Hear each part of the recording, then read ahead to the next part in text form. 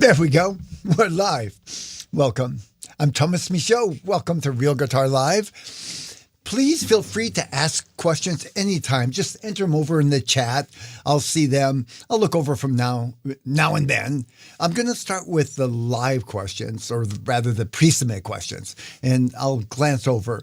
Could you just say something in the chat? Just let me know it's working. You hear me.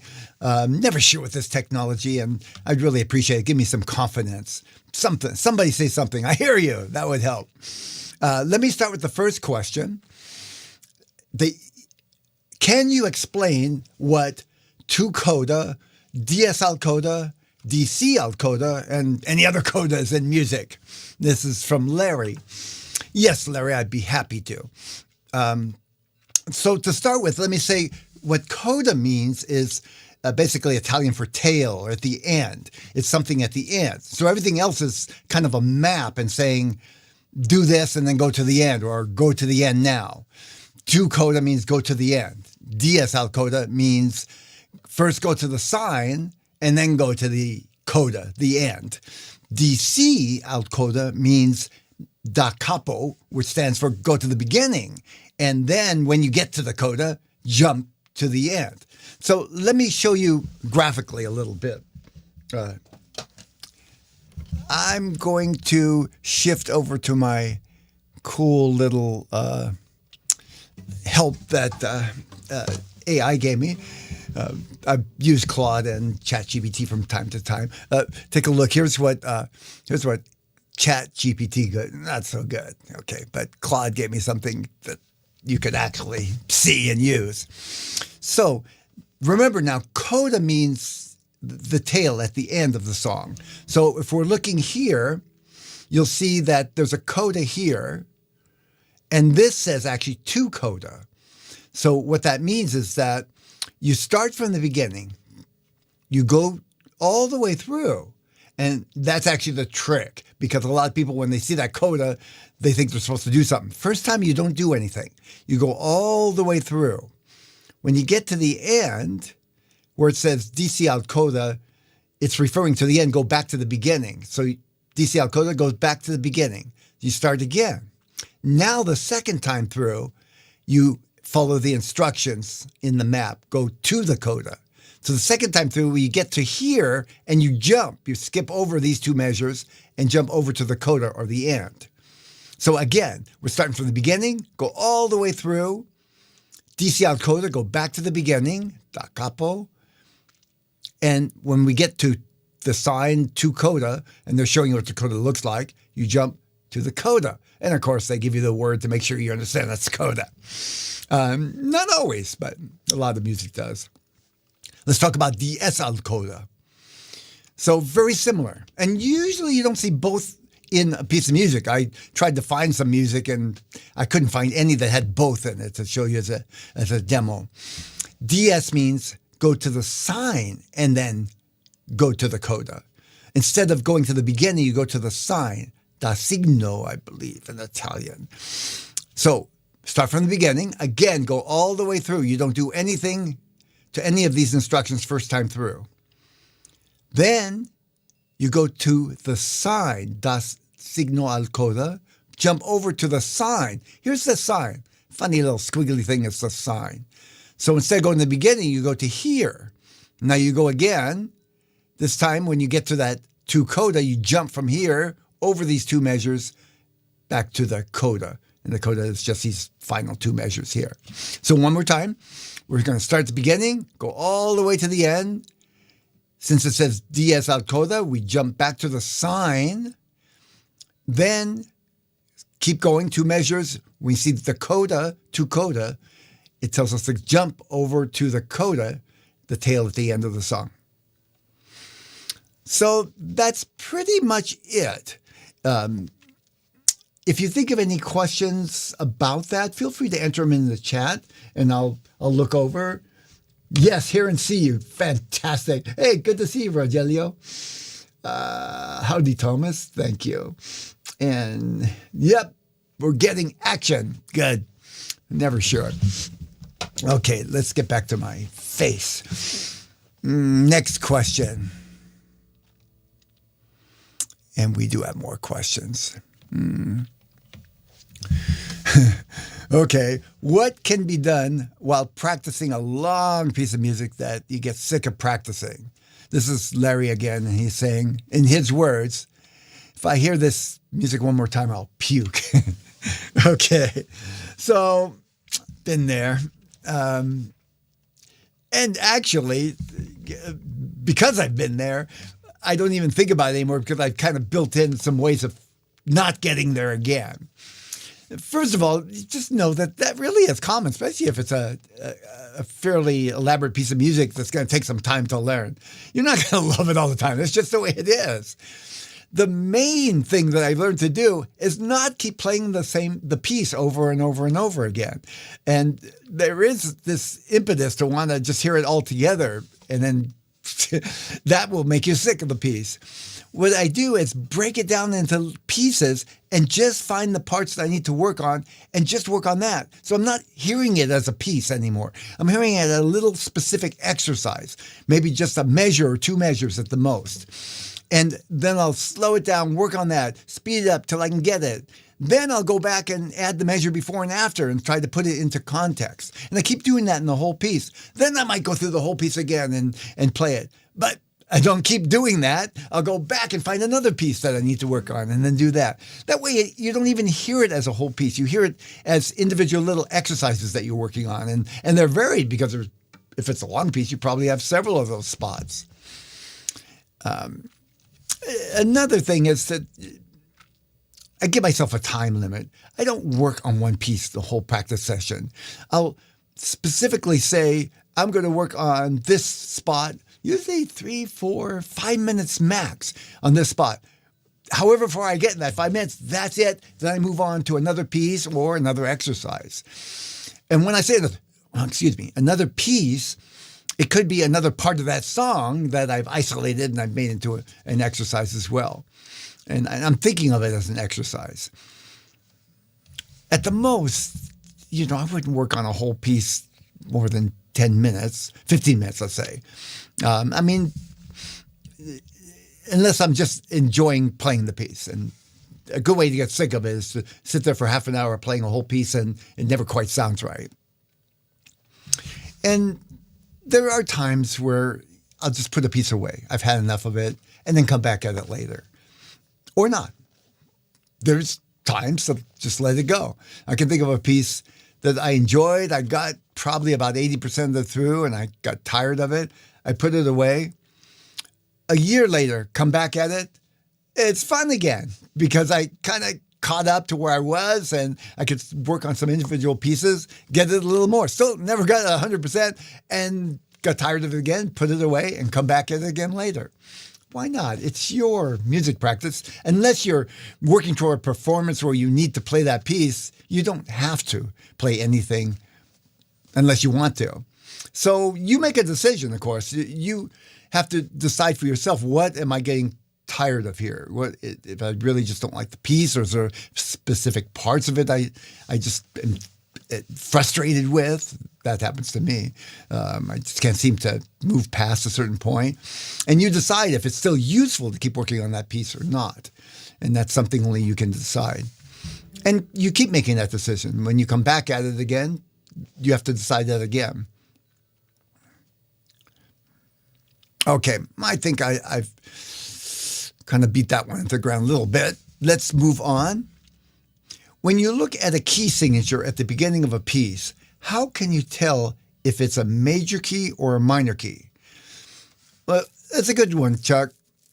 And to be honest with you, you cannot tell by the key signature whether it's a major or minor piece. There are other things that you can use. The key signature can narrow it down, but it can't specifically tell you whether it's, for instance, with no key signature, it could be C major, or it could be A minor, no sharps or flats.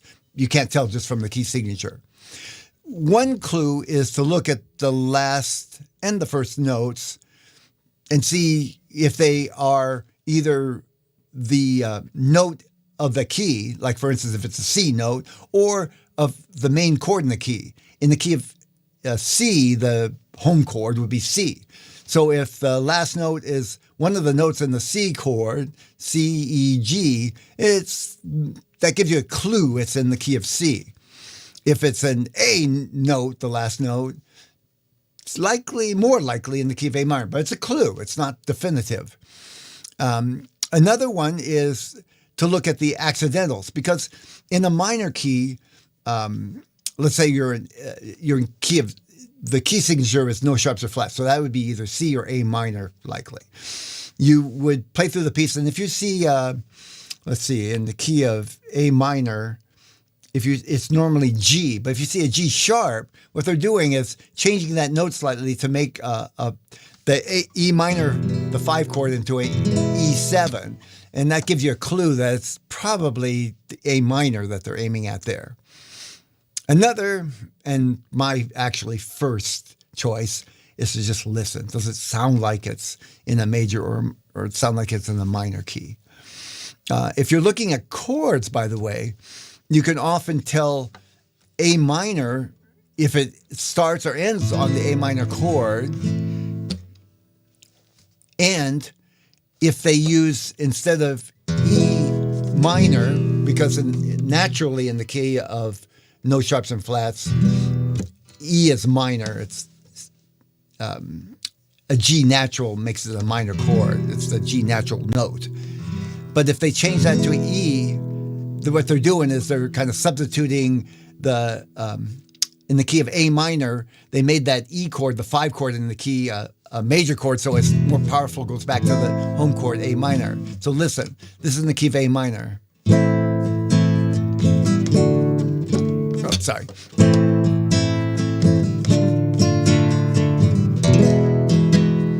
I played the E and goes back to A minor. Key of C. I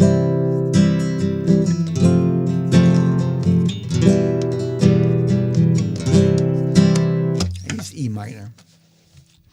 A lot of times I can look at the sheet music and just tell by the beginning and end what the chords are, if it's in the minor key or major key. Because often, if you're in the minor key, it's going to end on that minor chord for that key.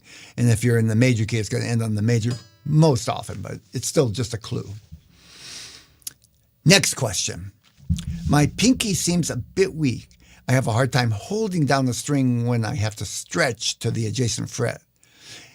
Can you recommend exercises or workarounds? So, pinky is often the weakest link for most people. And I deliberately teach students to practice an exercise to strengthen their pinky from the get-go, even before they're using the pinky a lot. One of the things that helps a lot of students is a lot of people use a 3-finger G, and that's where you need the pinky. And it's a good chord, and it's a good chord to know. But I often start students with a 4-finger G so that the pinky, even though you're using it, has the support of the 3rd finger. It's a very full-sounding chord. Sounds really good, but your pinky gets a little help with that 3rd finger, so it doesn't have to be as strong. That's particularly useful for chords. I would practice a simple exercise like this.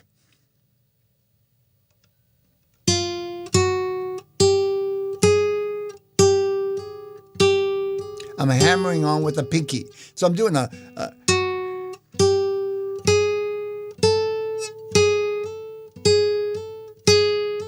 go up about 5 frets. That's my next version of that. I hammer on every note. And I do extra on the pinky. And it takes a little bit of muscle to make that hammer on, which is strengthening the pinky. Then I do the reverse. Pull-offs. Slide down the fret.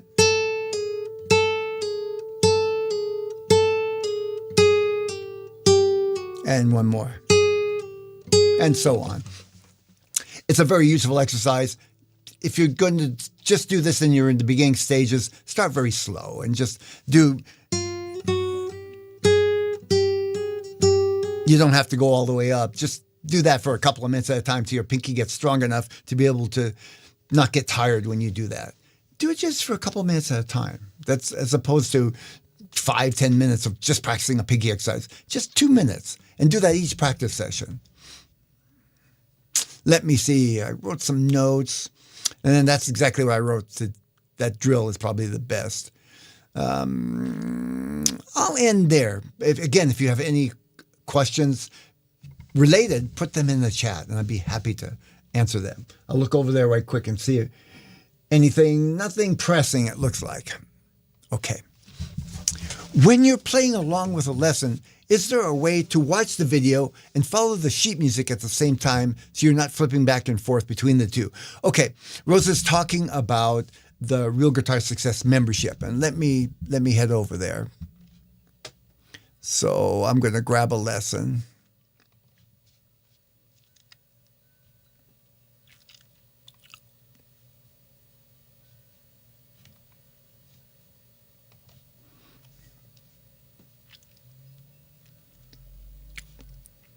Oh, I got to let you guys see. Okay, this is a lesson in Real Guitar Success. And she wants to see the tab is here. And she's going to play along with the play video and the tab at the same time. So the thing to do is to go to the tab and open it up. It'll open up in a separate space. Go back to the lesson and open up the play video using the picture-in-picture. It's a little square with a little square in the bottom right-hand corner of it. And when I open it up, it'll pop out. Now I go back to the tab, and the video's still right there. And I'll bring it up here. I'm going to make it a little bit bigger than that. And now I can play the video, right there, and watch the tab at the same time. There we go. Works great. And that way, some people choose to print out the music, but I like it I like to do it this way. Okay, next question.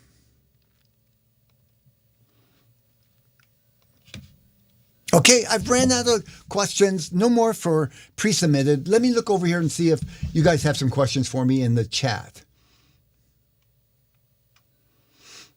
I don't see anything. Do you want a few seconds to add something if you're thinking of something? Please don't be shy, even if you think it's something that's not very basic. Please, other people may likely be asking the same question, or are likely asking the same question in their heads and just afraid to ask.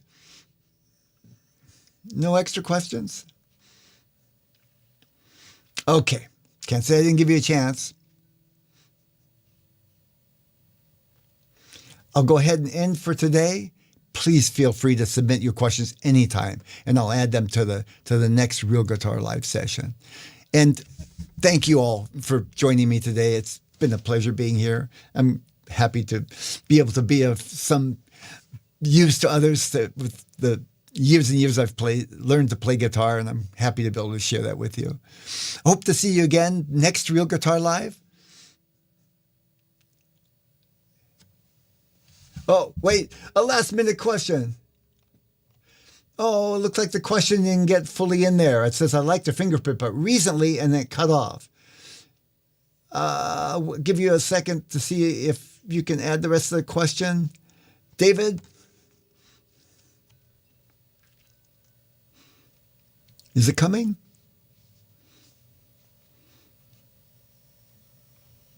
There it is. Recently learned about flat picking using a picks. So I'm not sure what the question is, but the finger picking, I do both, finger picking and flat picking. Flat picking is using a pick. So it's like...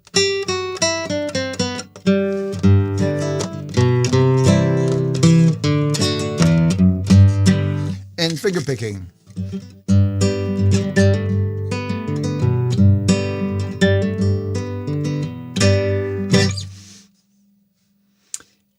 Okay, I guess it was just a statement.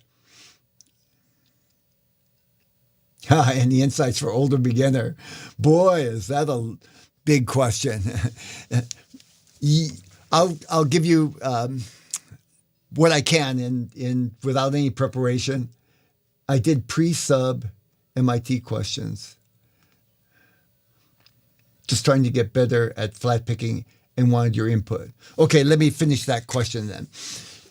One of the things about flat picking is when people are starting flat picking, they often have a hard time getting the right hand to hit the right string. So 2 things about flat picking. First of all, make sure you get a good place to put your flat picking. If you're strumming, I like to put the pick so it's pointing out from my finger with the thumb over it like this so I can strum and brush. If I'm playing melody, I'll aim the pick in a little bit more like this and clamp down a little more so I can do this.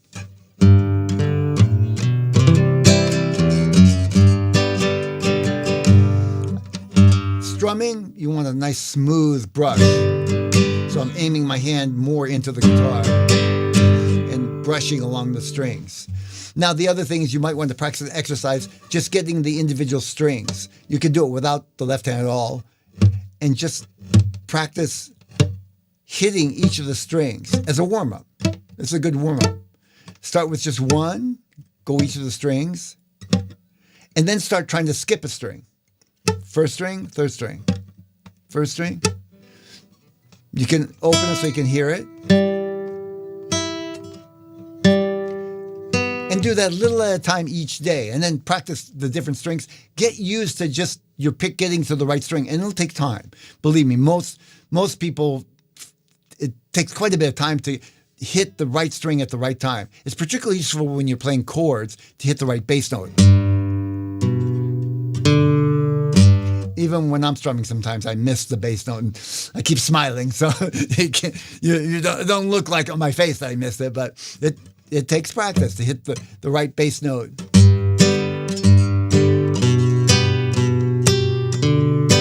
Yeah, I could still practice that a little bit more. So those are some tips for an older beginner. First of all, I think this is some of the basic things that I would tell you now. As a beginner, make small practice sessions and do them often. Practice a little bit each day. If you can, twice a day. I'm talking 10 minutes or so to start so that you don't get tired, but it actually helps stick in your brain better. Lots of little sessions and keep coming back at it, as opposed to a long session and letting a lot of time go by. It kind of goes back to nothing. Not nothing, but you know what I mean. You learn faster. It holds better if you do lots of little and keep coming back at it. The other thing that I would tell myself as an older beginner, if I were an older beginner, is something I learned the hard way, is watch your posture as you're practicing, because if you're not careful, if you do this a lot, you're going to hurt yourself and you're not going to want to play when you're in pain. I wish somebody had told me that. I wish I'd believed it when somebody told me that when I was younger. I did a lot of this, and I'm constantly, every day, doing exercise for my back to help relieve some of the pain, and so that when I practice, it's enjoyable and not just an exercise in working through the pain. The other thing is watch the tension in your hands. There's a strong tendency to press harder than you need to press. Try to, once in a while, just see how hard you need to press to make the note sound good, and release it until it doesn't sound. So what most beginners do is they press so hard because they're trying to get the note that their handles get tired, and you, as you get older, you got to especially watch for that. So you want to get the habit of practicing so you just press hard enough and no harder. And that takes some attention there. Pay attention to it. So the exercise, to be clear, the exercise I was aiming at is you just make a note and then release it little by little until it doesn't sound, and then press back just enough to where it sounds. And that gives you a sense of how hard you need to press to make the note sound. Most people are clamping down to make sure they got it, and that gets to be a habit, and that's you do every time. Clamp down. Shake out from time to time, relax your hand. You feel it getting tense, and then come back at it. Try and do little spurts, couple minutes on the exercise, let go, relax, come back at it. Between series on an exercise, give it a breather, a second or two. Just breathe and come back at it. Breathe, come back at it. Relax the hand. develop the habit of relaxing as you play and not have to break the tension later on. When you get older, it's more important because you're going to get sore, and you're going to get sore faster than when your muscles are young and supple. Okay, that's all I can think of right now. I'm an older player. I found random note generators online. I'm trying to do that for 10 to 30 minutes a day. So, David, I wouldn't spend your time there, quite honestly. It reminds me of when I was first starting to play piano. I thought I needed to learn all the notes on the piano. It's a very slow way to learn music. Depending on what you want to play, I assume basic guitar, start with some very simple chords. You may want to just start with a basic D chord and just learn to play the chord and then add another chord. An A7 is a good second one. Or even simpler, you can do single finger chords and just start with the first 3 strings. Those are going to turn into music much faster than just playing random notes. And especially for as long as you're playing. If you spend 10 minutes a day on a chord, you're going to be playing music 10 times faster. I'll tell you the truth. Random note generators, you'll never actually play anything that sounds like music that way. I'm glad you said that. I wouldn't have known that if I were you. And I would really appreciate somebody telling me what's the most efficient way to learn to play music. Yeah, think of it like the store's across the street from my house, and I can either walk back way around the block, 3 blocks around, and come back to the store, or I can just walk across the street. You're doing the long way around by what you're doing. And there's no way you can know that as a beginner unless you get a teacher or somebody that's been playing and knows how to teach beginners. Start simple. I'd encourage you to get some kind of organized, structured lessons and just practice them a little bit each day. 10 minutes a day. If you can do 2 sessions of 10 minutes, that'd be great. You can build up over time. I'm not saying you stay there, but you want to start little and focus on staying relaxed because it will catch up to you. Okay. Thank you, David. I'm glad you're on the call. I hope you can make it it's the second Thursday of each month. I will be back. Feel free to submit questions anytime. I'll throw them in there. If I know ahead, I'll actually even do a little research and make it a good presentation. Thanks again for being here.